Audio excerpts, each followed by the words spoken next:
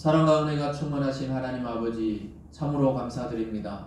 오늘 이 시간에도 하나님의 말씀을 듣게 하시고 이 세상에 소라는 소리가 아닌 하늘로부터 오는 거룩한 음성을 듣기를 원합니다. 오늘 말씀을 통해 성도 각자에게 말씀하여 주시고 우리가 바라고 소망하는 것뿐만 아니라 하나님의 뜻이 무엇인지 분별하는 귀하고 복된 시간 될 수 있도록 인도하여 주시옵소서. 특별히 몸과 마음의 문제만이 아니라 우리 영혼의 문제를 깨끗하게 해결해 주셔서 하나님의 살아계심을 경험하는 이 말씀의 시간이 되어질 수 있도록 복내려 주시옵소서. 감사드리며 예수님 이름으로 기도드리옵나이다. 아멘. 오늘 본문을 중심으로 축복의 사람이라는 제목으로 말씀을 증거하겠습니다. 여러분, 스크루지 영감이라는 그 이야기를 한 번쯤 들어봤을 거예요. 스크루지. 그러면은 예전에 항상 성탄절 전후로 TV 영화라든가 만화 영화로 많이 방송했는데요. 실제로는 그 스크루지 영감이라는 것이 동화책의 제목이 아니고 실제 동화책의 이름은 크리스마스 캐럴이라는 그런 동화 속에 나오는 주인공이 스크루지 할아버지입니다. 아주 구두쇠 영감이고 남을 배려할 줄 모르고 자기 자신만 챙기는 그런 사람을 말할 때 우리가 아유 저 스크루지 같다 이렇게 말하는데, 그 스크루지 영감이 너무너무 구두쇠고 너무 이웃을 돌보지 않으니까 찾아가는 사람이 없었어요. 혼자 막 큰 집에 사는데 혼자 사니까 막 유령 같은 집에 그냥 혼자 사는 어떤 그런 내용이었는데요. 실제로는 우리 작가 찰스 디킨슨이라는 그 유명한 작가가 쓴 크리스마스 캐럴에 나오는 그 주인공 할아버지가 바로 스크루지 영감입니다. 그 사람이 변화되기 전에는 그렇게 자기만 알고 재산을 끌어 모으면서 자기 조카에게도 그렇고 누구에게도 찾아와서 우리말로 하면 새해에 세배하면 예를 들어 세뱃돈을 주잖아요. 그런데 그 조카가 찾아와도 아예 있잖아요.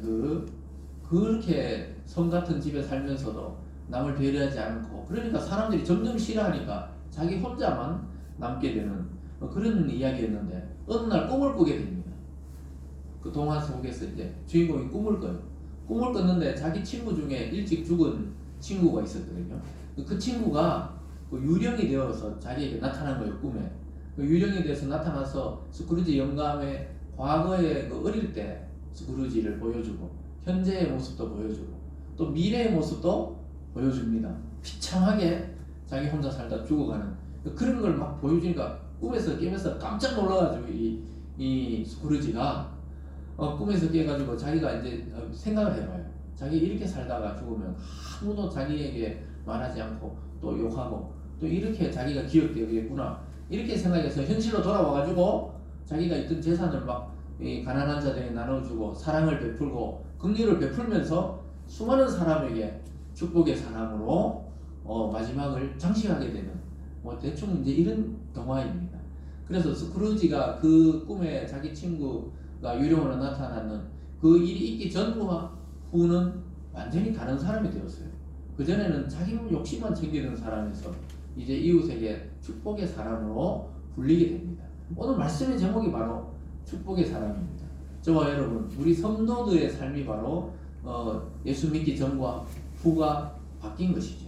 예수 믿기 전에는 똑같이 세상 사람들과 똑같은 사고와 생각과 또 철학을 가지고 살아갔는데, 이제 하나님 말씀을 자꾸 듣다가 보니까 우리가 변하여 축복의 사람이 된 것입니다. 그 주인공이 오늘 이 요셉 이야기 속에 마지막에 보면 이 야곱이 나오잖아요. 그의 아버지 야곱이 오늘 나이가 130세가 넘어서 바로 왕을 만나서 축복하는 장면이 오늘 나와요. 완전히 변한 거죠. 어떻게 보면은 신문상으로는 자기들이 이주민이잖아요. 이주민. 양식이 없어서 양식으로 구하러 온 이주민인 이 야곱이 오히려 그 당시 최고의 제국의 왕인 바로를 축복해주고 있어요. 이건 뭔가 잘못된 것 같잖아요. 사실 왕이 백성을 축복해야 되는데 그것도 난민이잖아요. 거의 난민. 양식이 없어 왔는 이 야곱이 그 왕을 축복해주는 것을 보게 됩니다. 이것을 통해 우리는 성도의 일생이 바로 이와 같을 수 있다는 걸 보여주는 거예요. 스크루지 할아버지처럼 부자여가지고 이웃에게 돈과 물질을 나눠줘서 꼭 축복의 사람이 아니고 야곱처럼 하나님의 이름으로 하나님의 축복을 빌어줄 수 있는 신분이 된 것이 바로 저와 여러분 성도의 삶인 줄 믿습니다. 그래서 언뜻 생각해보면 우리가 뭐 세상에 그렇게 축복을 할 수 있을까? 우리가 뭐 유명한 기업의 회장도 아니고 그렇다고 또 우리가 유명한 무슨 뭐 연예인도 아니고 뭔가 영향력을 줄 수 없을 것 같은데 성경을 통해서 보면은 성도들이야말로 세상과 사람을 축복할 수 있는 그런 신분이라고 말씀하고 있습니다. 그래서 성경은 우리의 신분을 왕같은 제사장이다. 뭐라고요? 왕같은 제사장이다. 따라해볼까요? 왕같은 제사장. 왕같은 제사장. 저와 여러분이 그냥 이렇게 막 처져 있을 때가 아니에요. 왕의 이 근엄함을 가지고 오늘 딱 앉아 계셔야 됩니다. 왕의 면전에서 또 왕의 신분으로 딱 앉아 계셔야 되는 것이 바로 성도의 영적인 신분입니다. 그래서 예수 믿을 때 어떻게 됩니까? 왕처럼 이 세상에서 축복을 베풀 수 있는 신분으로 바뀐 거예요. 그 축복의 도구가 뭡니까? 복음입니다. 예수 그리스도를 이 세상에 전파할 수 있는 그런 왕 같은 사람이 된 거예요. 그리고 제사장은 뭐냐면 제사장은 백성의 죄를 하나님께 대신 고하고 아뢰는 그런 신분이 제사장이었거든요. 성도는 이 세상에 믿지 않는 자를 대표해서 오늘 예배 드리는 것입니다. 또 목요일날 우리 기도할 때는 대표해서 안 믿는 자를 대표해서 제사장 역할을 하면서 기도하는 거예요. 믿습니까? 그래서 저와 여러분의 신분은 왕같은 제사장이고 아주 뭐 최고의 왕이면서도 제사장인 거예요. 뭐 그런 신분은 없거든요. 구약에도 뭐 다윗은 왕일 뿐이지 아무리 신앙이 뛰어나도 왕이지 제사장은 또 따로 있었거든요. 근데 신약의 이 성도들은 왕같은 제사장으로서 두 직분을 다 가지고 있는 그런 신분인 것입니다. 그래서 이 세상을 복음으로 축복할 수 있는 신분을 우리는 얻게 되었습니다. 그래서 저와 여러분은 어디 가서 주눅들 사람이 아니고 어디 가서도 축복을 전파할 수 있는 그런 사람인 줄 믿으시기를 바랍니다. 그래서 막 축복을 해줘야 돼요. 자녀들에게도 이 나가 죽을 놈 절대 이런 말 하면 안 돼요. 요즘에 애들은 나가 죽는다 하더라고. 그런 말 하면 절대 그러면 안 되고 아이고 이놈의 자식 축복한다 축복해 내 말 안 들어서 축복한다 뭐 이렇게 해줘야 됩니다. 그럴 부모는 없겠죠 사실. 말 안 들어오면 완전히 패주고 싶겠지만은 그래도 입으로 축복을 해야 됩니다. 왜냐하면 그렇게 규정되게 이 말을 하는 대로 규정이 되기 때문에 축복을 해줘야 돼요. 오늘 조금 이따 보겠지만 야곱은 바로 왕을 만나서 바로 축복해 줍니다. 일단 그 왕이 뭐라 하기 전에 바로 축복부터 해줘요. 그렇게 해야 돼요. 여러분도 막 묻어놓고 그냥 묻지 말고 무조건 축복해 주시기 바랍니다. 그런 고난을 여러분이 가졌다니까요. 그 밖에 안 믿는 사람은 전혀 인정하지 않겠지만 하나님은 여러분들을 굉장히 존귀하게 사용하고 계세요. 그 축복해 줍니다. 목사만 어디 가서 막 기도해 주는 게 아니고 여러분들 기도해 주면 돼요. 어려움을 당한 이웃이나 또는 친척이나 자녀들이 있으면 가서 손잡고 기도해 주시면 됩니다. 예수 이름으로. 그게 축복이에요. 축복. 그걸 그 사람을 축복하는 것입니다. 그래서 우리들의 일생을 사용하셔서 이 땅에서 하나님은 많은 사람에게 복 주시기를 원하고 있어요. 아브라함을 불렀을 때 하나님 뭐라 그랬어요? 너가 이제 복의 근원이 된다. 너가 축복하는 자에게 나도 축복을 하고 너가 저주하는 자에게 너를 저주한다 그러는데 우리 성도에게 예수 안에서 그 아브라함의 복이 넘어왔습니다. 그래서 여러분이 저주하는 자는 저주를 받아요. 여러분이 축복하는 자는 축복을 받는다는 그 생각을 가지고 기도해주고 말을 하고 이렇게 해야 되는 겁니다. 옆에 가까이 있는 남편이나 또 부인이나 이 부부 사이에도 축복을 해주셔야 돼요. 참 사랑합니다. 참 좋습니다. 나와 살아줘서 감사합니다. 한번 해보세요. 시작. 나와 살아줘서 감사합니다. 도대체 말이 안 나오는 건데 영상을 보고 계신 여러분들도 그렇게 말을 바꿔야 돼요. 보기 싫다 이러면 안 되고 자꾸 이렇게 축복을 해줄 때 어떻게 됩니까? 그런 사람으로 변화되게 됩니다. 자녀들에게도 마찬가지고요. 그거는 성경이 약속하는 내용입니다. 그래서 우리의 일생을 사용해서 축복을 하시기를 원하지 우리가 자꾸 세상 사람들과 싸우고 안 믿는 자들과 논쟁하고 또 저주하고 이런 입으로 사용되기를 원하지 않는다는 거예요. 오늘 야곱의 일생이 그렇습니다. 야곱이 젊은 날에 어린 나이에는 전부 자기밖에 몰랐어요. 결혼 초기에도 자기밖에 몰랐어요. 왜냐하면 자기 재산, 자기 축복, 자기만 알았는데 나중에 하나님이 막 야복강에서 그냥 그 엄치뼈를 딱 부러뜨리고 나서부터 정신이 돌아왔죠. 하나님의 사람으로 이름이 바뀌면서 축복의 사람이 되었습니다. 저와 여러분들도 오늘 야곱이 변화하듯이 우리가 예수님께까지 나갈 필요 없이 야곱이 변화하듯이 변화되어서 지금부터는 오늘부터는 축복의 사람으로 살아가시길 주님의 이름으로 축원합니다. 아멘. 오늘 첫 번째로 보면요, 바로와 요셉의 5 형제가 만나는 장면이 나타납니다. 그래서 이제 왕에게 정식으로 허락을 구하기 위해서 이제 이주해 왔으니까 어떤 땅에 살겠다고 보고하고 또 왕이 허락해야 그 지역에 살게 되니까 정식으로 왕하고 형제들을 이제 만나게 해주는 장면이 나타나는 것입니다. 그 형들은 생업이 무엇입니까? 물으면 목동입니다. 이렇게 말하라고 이미 요셉이 지난 시간에 말을 해놨어요. 형들의 입에 말을 넣어놨어요. 왕을 만났을 때 우리도 뭐 잘할 수 있는데요. 한 자리 주세요. 이러지 말고 요셉이 총리니까 얼마든지 왕도 있잖아요. 좋은 자리를 줄 용의가 있었어요. 근데 요셉이 그러지 말고 우리는 목동이니까 양을 칠 곳이 있는 게 좋습니다. 이렇게 대답하라고 이야기를 다 해놨습니다. 2절과 3절에 보면 이렇게 말씀해요. 그의 형들 중 5명을 택하여 바로에게 보이니 바로가 요셉의 형들에게 묻되 너희 생업이 무엇이냐? 그들이 바로에게 대답하되 종들은 목자이온데 우리와 우리 선조가 다 그러하니이다 하고. 목자들입니다. 그러니까 생업이 무엇이냐 물어보고 예를 들어서 저는 글을 씁니다. 그래? 그러면 이 왕궁에 와서 이 왕의 말을 듣는 사람 서기관이라 그러거든요. 서기관을 해라. 이렇게 할 수도 있잖아요.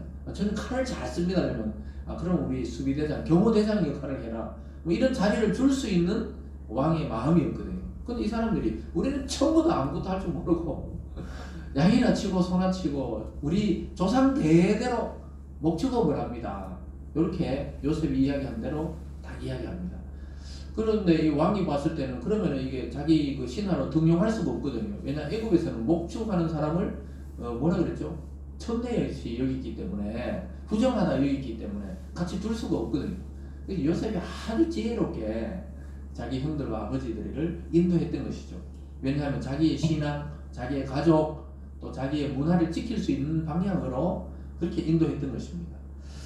그러면서 그냥 우리는 가축 잘 칠 곳에 그게 머물게 해주시고 또 우리는 기근이 끝나면 빨리 가나안으로 다시 돌아갈 예정입니다. 이런 생각을 이 형들이 가지고 있었어요. 4절에 보면 이렇게 말합니다. 그들이 또 바로에게 고하되 가나안 땅에 기근이 심하여 종들의 양떼를 칠 곳이 없도록 종들이 이곳에 거류하고자 왔사오니 원하건대 종들로 고센 땅에 살게 하소서.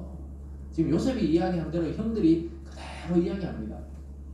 우리가 뭐 동생 말을 들어 그것도 11번째 동생 말을 왜 들어야 돼? 나이도 어린데 또 이럴 수도 있는데 이제 변화했다니까요. 형들이 변화해가지고 자기 생각을 하지 않고 요셉의 뜻대로 이야기를 해줍니다. 가나안 땅이 기근이 심해가지고 우리가 양떼를 칠 곳이 없어서 여기 잠시 왔습니다. 이 느낌으로 이야기하는 거예요. 이 진짜 형들은 이 기근이 끝나면은 다시 가나안 땅으로 돌아갈 생각이었던 것 같아요. 근데 그 생각이 어떻게 됩니까? 이루어집니까? 전혀 안 이루어지죠. 몇 년 동안 애굽에 살게 되죠. 지난 시간에 말했는데 이걸 기억하면은 엘리트 성도입니다. 예? 딱 내려갔는데 금방 올라올 줄 알았는데 몇 년이 걸렸어요. 자기들은 올라오지도 못해요. 자기 후손들이 올라오는데 430년간 애국 땅에 머물게 됩니다. 그게 하나님의 아브라함과 약속된 언약 중에 나오는 내용인데 이 사람들이 그걸 잘 모르니까 기근이 끝나면은 양식 들고 다시 올라가야 되겠다 이렇게 생각했습니다. 그래서 고센 땅에 그냥 살다가 또 양치다가 올라갈게요 이렇게 말하는 중이에요 사실은. 근데 하나님의 언약은 그렇게 안 되었죠. 430년. 참 신기하더라고요. 뭐 제 개인적인 예를 들어서 죄송하지만 제가 신학대학원 올라갔을 때 우리 집이 여기 대구에 있었고 저만 이제 기숙사에 있고 저는 뭐 이제 졸업하면 대구 내려와서 뭐 어떤 방향성을 가지고 이렇게 살아갈 줄 알았거든요. 그런데 그 이후로 10년간 거의 딱 10년을 서울에 살았어요. 10년 동안 저는 서울에 살 것이라고 전혀 생각을 하지 못하고 그렇게 살았던 세월이 10년입니다. 그리고 더구나 다시 대구로 내려온다. 꿈도 꾸지 않았었어요. 제가 목사 안수할 때 왔던 분들은 기억할 겁니다. 이제 저는 다 고향도 없고 이렇게 이제 인사만 하면서 하나님의 부르심을 따라 살겠습니다. 이렇게 했는데 다시 파송이 돼서 대구에 내려온다. 정말 그 당시에는 생각도 못한 일들이거든요. 근데 저뿐만 아니고 아마 여러분들이 그럴 거예요. 지금 이 순간 이 자리에 여기 와서 그 이상한 이상한 일이죠. 여기 와서 이렇게 예배드리고 앉았다.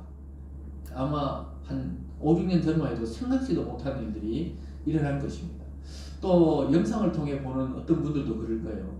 옛날에 아니, 정 목사님이 옛날에 하던 일이 이건데 이렇게 생각하는 사람이 많더라고요. 내려오니까. 근데 이 설교하는 모습을 보면 처음에 되게 어색하다고 이렇게 이야기하더라고요. 왜냐하면 이 상상이 안 되니까 그 되게 깜짝 놀랐다 그러더라고요. 아, 정말 목사 같다 이렇게 말하더라고요. 정말 목사인데 설교하는 거 보니까 목사 같다. 무슨 말을 합니까? 제가 다른 사람의 인생을 안 살아봤으니까 정확하게 말할 수 없지만 이 지금 야곱이나 요셉이나 형들의 생각이 그렇다는 거예요. 근데 여러분도 그럴 거예요. 지금 그 자리에 또 그 상황에 그 환경에 그 가정에 이렇게 태어나 살고 또 결혼하고 아이 놓고 이렇게 살 것이라고 아마 어릴 때만 해도 상상을 못했던 그림이 지금 펼쳐져 있을 겁니다. 맞습니까? 근데 이 지금 요셉의 형제들이 그런 거예요. 야, 여기서 뭐 430년 동안 우리 후손이 살다가 모세라는 사람을 통해 출애굽한다? 전혀 생각을 못하던 때입니다. 그래서 저와 여러분도 여기서 교회를 시작하고 지금 신앙생활하고 있지만 또 앞으로 어떻게 될지는 우리는 전혀 모르는 거예요. 사실 오늘 오후에 일어날 일도 우리는 모르잖아요. 그렇죠? 우리가 오늘 오후에 어떤 일이 일어날지 모르는 거예요. 얼마 전에 저희 동기 목사님하고 통화를 하다가 지금 이제 목회를 하시다가 잠시 쉬고 계시는데 이제 그래서 뭔가 일을 좀 하고 계시는데 그래서 뭐 어떤 일이 있어서 자기가 출근해서 기계를 딱 켜고 작업을 딱 하려 하는데 작업을 한 진짜 30분도 안 돼가지고 출근한 지 30분도 안 돼가 이 나무 자르는 거 있잖아요. 큰 나무로 너무 나무 톱니바퀴로 나무 자르는 거 있잖아요. 목재소 같은 거 자르는 거. 그럼 목사님이 뭐 이제 자꾸 시가 있으니까 또 가정이 있으니까 좀 일을 좀 해야 되겠다 싶어가지고 원래 하던 재능이 있으니까 또 가서 원래 하던 일이니까 그냥 의뢰했는데 갑자기 있잖아요. 뭔가 손이 시원한 거잖아요. 손가락이 기계에 저도 저번에 통화할 때 말도 안 하더니 이제 다 접합 수술하고 뭐 이렇게 해가지고 이제 치료 거의 다 됐습니다 하면서 이제 설 전에 인사한다고 서로 이렇게 통화하다가 깜짝 놀랐어요. 깜짝 놀랐어요. 손가락이요, 두 번째 손가락이요, 완전 날아갈 뻔했다 하더라고요. 그냥 뼈가 보일 정도로 기계에 늘 하던 건데 어떻게 이제 장갑을 끼고 있어가 다행히 그 정도지. 그래서 이걸 떼가지고 또 여기다가 뭐 이렇게 이식 수술을 했다 그러는데 마음이 너무 아프더라고요. 목회자가 목회를 계속 하다가 뭐 잠시 쉴 수도 있잖아요. 그런데 이제 아유 그렇구나. 늘 하던 일도 차츰 잘못하면 그러니까 자기도 그러더라고. 야, 이 출근해서 30분도 안 돼가 이런 일이 또 일어날 줄 몰랐다. 그래서 제가 오늘 이 형들을 보면서 이 야곱의 요셉의 형제들을 보면서 한치 앞을 모르는 거예요. 그래서 여러분 오늘 일을 모를 뿐더러 우리는 내일 일은 진짜 모르는 거예요. 사실은 내일부터 뭐 또 설 연휴가 시작된다 이러는데 모르는 거예요. 우리나라에 설 연휴 때 일어나는 교통사고 그때 돌아가시는 분 얼마나 많습니까? 이동하면서. 그래서 출발하면서 고향 가면서 자기가 거기서 생명이 끝날 거라고 생각하는 사람 아무도 없잖아요. 근데 뭐 항상 일어나요. 매년 교통사고로 일어나고 희한하게도 또 돌아가시는 분이 있고 이러잖아요. 그러니까 그게 인생이란 게 우리 계획대로 안 된다는 것이죠. 그리고 이 형제들도 잠깐 있다가 기름만 좀 면하고 다시 올라와서 우리 그 땅이 있으니까 가나안에 거기 올라갈 줄 알았는데 자기들은 죽어서도 못 갔어요. 자기 아버지 야곱은 요셉이 다 이제 다시 죽고 나서 거기 가서 매장하지만 형제들은 어떻게 됐는지 기록이 없어 성경에. 그래서 여러분 우리의 인생은 그렇습니다. 제 개인의 인생을 말했지만 여러분도 그럴 거예요. 전혀 예상치 못하게 와 있는데 그러나 성도의 삶은 결국은 복되게 한다는 게 성경의 약속입니다. 믿습니까? 그래서 여러분 어떤 길을 지금까지 걸어왔든지 앞으로 복된 삶으로 나간다는 것을 믿음으로 받으시기를 주님의 이름으로 축원합니다. 그래서 바로에게 이제 그걸 요청하는 거예요. 우리는 목동들이니까 그냥 고센 땅에 살겠습니다. 바로가 그걸 허락해요. 허락하고 그래 그렇게 뛰어난 목축업을 하는 자들이면 내 왕의 가축들도 좀 키워달라 이렇게 부탁하는 장면으로 이제 형제들과의 만남이 끝이 나고 오늘 두 번째로 보면 드디어 아버지 야곱을 바로 앞으로 다 모시고 와서 아주 역사적인 만남입니다. 이 야곱과 이 바로의 만남은 아주 역사적인 만남이에요. 이 이민자인 야곱이 오히려 왕인 그 황제인 야곱을 바로를 축복하는 장면이 나옵니다. 7절에 보면 이렇게 말해요. 요셉이 자기 아버지 야곱을 인도하여 바로 앞에 서게 하니 야곱이 바로를 축복하며 아무 말도 없는데 그냥 바로 축복해버려요. 이름을 잘 지어야 돼요. 바로 왕이나 지으니까 바로 축복을 받는 거예요. 바로. 근데 바로는 사람 이름은 아닙니다. 사실 고유명사예요. 고유명사. 우리나라는 임금 이렇게 하듯이 그 당시에 애굽의 왕을 명칭을 바로다 이렇게 부르는 것이죠. 그래서 어쨌든 보통 왕이 신하를 축복해야 되는 게 일반적인 관례인데 지금 야곱의 이 행동은 하나님의 제사장 자격으로 왕에게 축복을 빌어주는 거예요. 제가 오늘 도입부에서 설명했듯이 우리가 대통령도 아니고 무슨 장관도 아니고 무슨 큰 인물도 아닌데 우리가 어떻게 사람들을 축복하나. 오늘 야곱하고 똑같아요. 우리 신분이 그리스도 안에서 우리가 왕같은 제사장이기 때문에 이것이 가능한 것입니다. 그리고 왕이 생각했을 거예요. 바로가. 왜냐 요셉도 꿈을 잘 풀고 요셉도 아주 지혜로운 걸 보면 그의 아버지는 요셉에 비하면 더 어마어마한 제사장이라고 아마 요셉이 미리 설명을 했겠죠. 우리 아버지는 저는 아버지에 비하면 아무것도 아닙니다. 우리 아버지는 정말 위대하신 선지자고 제사장이고 하나님의 대리자입니다. 막 이렇게 선전을 했을 거예요. 그리고 바로도 궁금했을 겁니다. 아니 이렇게 뛰어난 요셉의 아버지는 도대체 어떤 분일까? 와서 바로 축복해도 왕이 기분 나빠하지 않고 가만히 축복을 받아요. 그가 비는 기도를 받습니다. 그러고 나서 이제 물어보죠. 물어보면서 도대체 나이는 얼마쯤 됩니까?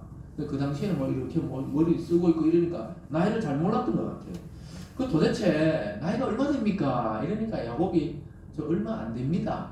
이렇게 말해요. 그냥 뭐 한 130살밖에 안 됩니다. 이렇게 하는 장면이 나옵니다. 9절과 10절을 보면 이렇게 말하죠. 야곱이 바로에게 아뢰되 내 나그네 길의 세월이 130년이니라 내 나이가 얼마 못되니 우리 조상의 나그네 길의 연조에 미치지 못하나 험악한 세월을 보내었나이다 하고 야곱이 바로에게 축복하고 그 앞에서 나오니라.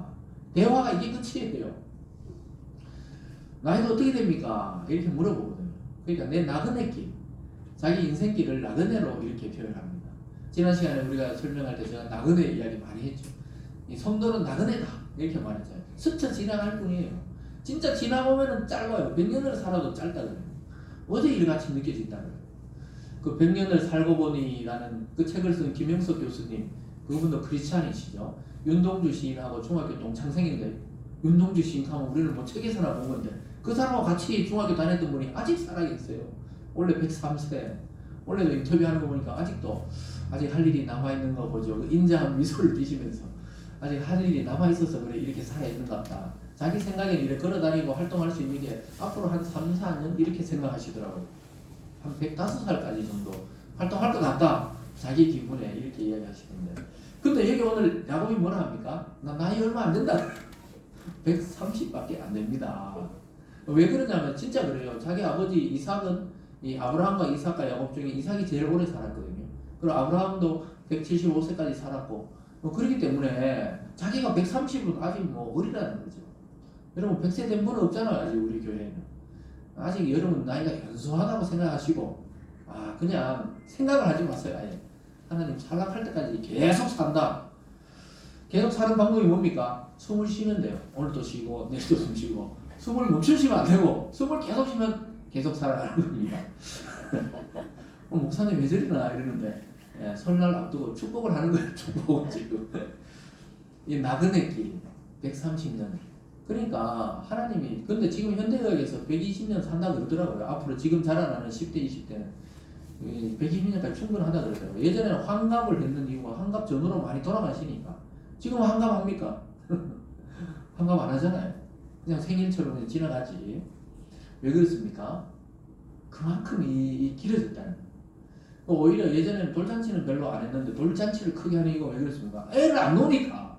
애가 귀하니까 막 설잔치는 막 크게 하고 이제 환갑, 칠순 안 해요. 그냥 한 8순 돼야 이제 밥이랑 함께 먹고 이렇게 이야기하지.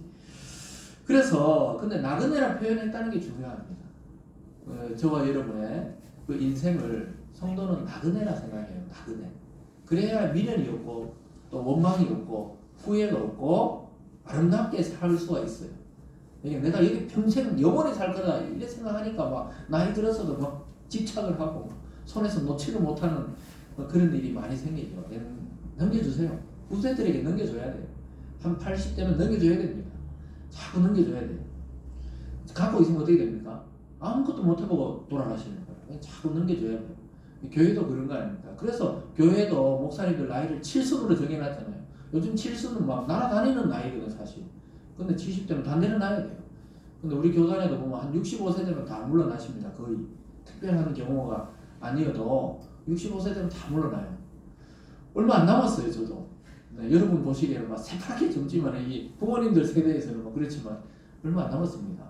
제가 지금 목회의 길로 들어선 지 15년이잖아요. 앞으로 15년 정도 더 하면 은퇴해야 돼요. 은퇴. 안 하려고 70까지 꽉 채우려고 지금 생각 중입니다. 그때 막 교단 헌법을 좀 바꾸자 그래가 한 75세로 바꾸자 그러려고.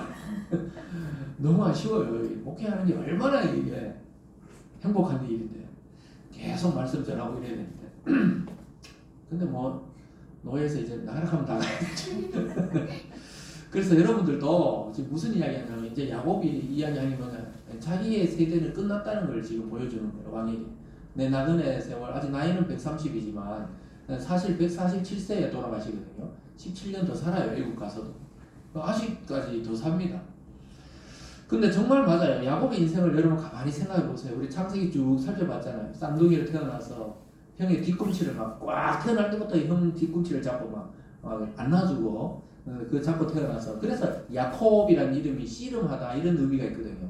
형을 막 잡아 돌리면서 쌍둥이로 태어나서 축복을 받으려고 막 어릴 때부터 막 팥죽으로 속이고 또 막 염소털 발라가지고 엄마랑 작전 짜가 속이고 그러다가 결국 형이 죽이려니까 야반 도주해가지고 들판에서 그냥 하나님을 만나게 되잖아요.